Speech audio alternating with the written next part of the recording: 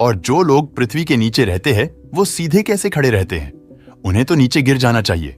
इसीलिए आज मैं आपको इसे अच्छे से समझाने का प्रयास करूंगा। हम जो चीज ऊपर फेंकते हैं वो आखिरकार वापस लौटकर नीचे गिर ही जाती है। और हर चीज नीचे ही क्यों गिरती है?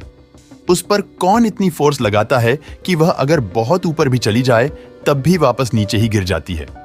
चीजों के नीचे गिरने का जिम्मेदार हम पृथ्वी को नहीं बल्कि नीचे की दिशा को मानते हैं। आप लोगों को लग रहा होगा कि चाहे चीजें पृथ्वी की ओर गिरे या फिर नीचे की ओर, दोनों एक ही तो बात है। पर नहीं दोस्तों, छोटे लेवल पर तो इन दोनों बातों का मतलब एक ही है, लेकिन जैसे जैसे हम बड़ी स्केल में तुलनाएं करते हैं तो इन दोनों बातों में बहुत बड़ा अंतराल आता है। बड़ी स्केल यानी एस्ट्रोनॉमिकल स्केल में पृथ्वी की तरफ गिरना और नीचे गिरना, इन दोनों बातों में जमीन आसमान का फर्क है, क्योंकि हम फोर्सेस की दिशा को नहीं समझ पाते। सबसे पहले हमें यह समझाना होगा कि चीजें हमेशा पृथ्वी की ओर गिरती हैं। नीचे तो बाकी दिशाओं की तरह ही केवल एक दिशा है और कोई दिशा हम पर फोर्स लगाकर हमें अपनी ओर खींच नहीं सकती। इसलिए सूरज, चांद, तारे और बाकी ग्रह अपनी पोजीशन आराम से बनाए रखते हैं, क्योंकि उन पर नीचे की तरफ कोई फोर्स नहीं लग रही। अब शायद आपके मन में सवाल आ रहा होगा, हर चीज पृथ्वी की ओर गिरती है तो सूरज, चांद और बाकी प्लैनेट्स क्यों नहीं गिरते? दोस्तों, इसका जवाब हम तब समझेंगे जब हमें यह पता होगा कि आखिरकार चीजें पृथ्वी की ओर गिरती ही क्यों है। जब हम किसी गेंद को पूरी ताकत लगाकर ऊपर फेंकते हैं तो हम देखते हैं कि धीरे धीरे उसके ऊपर जाने की स्पीड कम हो जाती है और फिर वो गेंद वापस पृथ्वी की ओर गिर जाती है। अब ऐसा क्यों होता है? चलिए इसे भी समझ लेते हैं।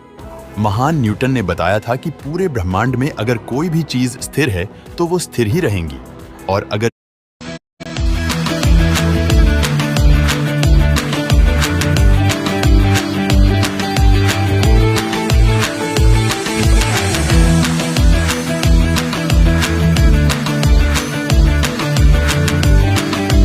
किसी स्पीड से मूव कर रही है तो उसी स्पीड से मूव करती रहेंगी जब तक उस पर कोई बाहरी फोर्स ना लगे। अब जैसा कि हमने देखा, ऊपर फेंकी जाने वाली गेंद की स्पीड धीरे धीरे कम हो रही थी और फिर वो वापस नीचे गिरने लगी। तो इससे एक बात तो कंफर्म हो गई कि उस पर कोई फोर्स लगा रहा है, लेकिन हमें तो वहां फोर्स लगाने वाला कोई दिखता ही नहीं। तो फिर ऐसा कैसे हो सकता है? असल में इसका जवाब यह है कि किसी भी चीज को बिना छुए भी उस पर फोर्स लगाई जा सकती है।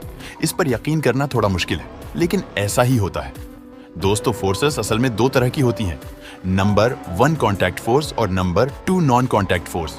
इनमें से कॉन्टैक्ट फोर्स उन फोर्सेस को कहते हैं जो किसी चीज को छूकर उनके संपर्क में आकर उन पर लगाई जाती हैं, जैसे जब हम किसी गाड़ी को धक्का देते हैं या फिर किसी चीज को उठाकर कहीं रखते हैं, तो असल में हम उस पर कॉन्टैक्ट फोर्स लगा रहे होते हैं। दूसरी तरफ नॉन कॉन्टैक्ट फोर्स या फिर फील्ड फोर्स उन फोर्स को कहा जाता है जो किसी ऑब्जेक्ट के डायरेक्ट फिजिकल कांटेक्ट में आए बिना भी लगाई जा सकती है। ब्रह्मांड में ऐसी केवल 4 नॉन कॉन्टैक्ट फोर्स हैं।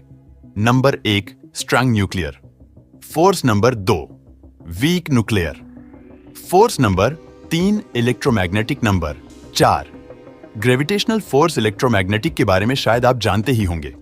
अभी के लिए आप केवल इसे मैग्नेटिक फोर्स मान लीजिए, और हम सब ने कभी ना कभी देखा ही होगा कि मैग्नेटिक यानी कि चुंबक को फोर्स लगाने के लिए जरूरी नहीं है कि उस ऑब्जेक्ट के संपर्क में ही लाया जाए। चुंबक कुछ दूरी से भी फोर्स लगा सकता है। बिल्कुल इसी तरह काम करती है हमारी ग्रेविटी को भी फोर्स लगाने के लिए किसी फिजिकल मीडियम की जरूरत नहीं है।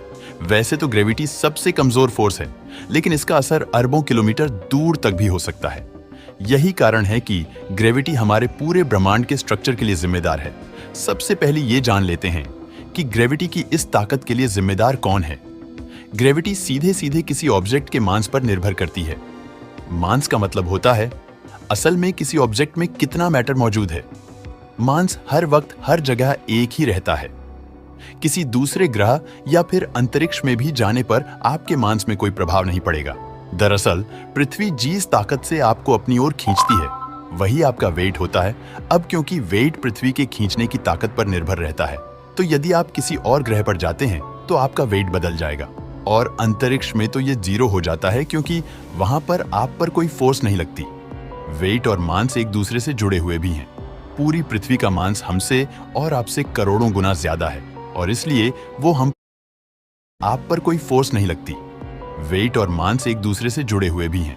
पूरी पृथ्वी का मांस हमसे और आपसे करोड़ों गुना ज्यादा है और इसलिए वो हम पर एक बड़ी ग्रेविटेशनल फोर्स लगा सकती है।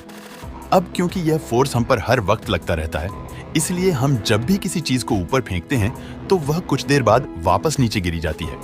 पूरी पृथ्वी द्वारा लगाई गई फोर्स बहुत ज्यादा होती है, लेकिन इससे बचने का भी एक रास्ता है।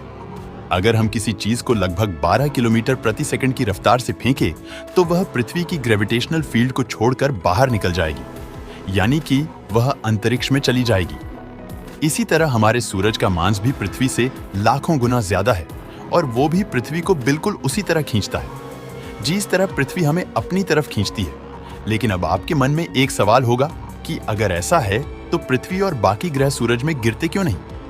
इसका कारण ये है दोस्तों, क्योंकि पृथ्वी सूरज के चारों ओर घूम रही है तो उस पर भी लग रहा है जो इससे बाहर की ओर धकेलता है। अब क्योंकि ग्रेविटेशनल फोर्स और सेंट्रीफ्यूगल फोर्स एक बैलेंस में बने रहते हैं तो पृथ्वी भी आराम से सूर्य का चक्कर लगाती रहती है।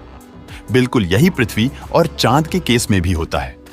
शायद अब आपको पता चल गया होगा कि क्यों पृथ्वी के गोल होने के बावजूद भी कोई चीज नीचे नहीं गिरती। मुझे उम्मीद है कि आपको अब आपके सवाल का जवाब मिल गया होगा। अगर आपकी कोई राय है तो हमें कमेंट में जरूर बताएं।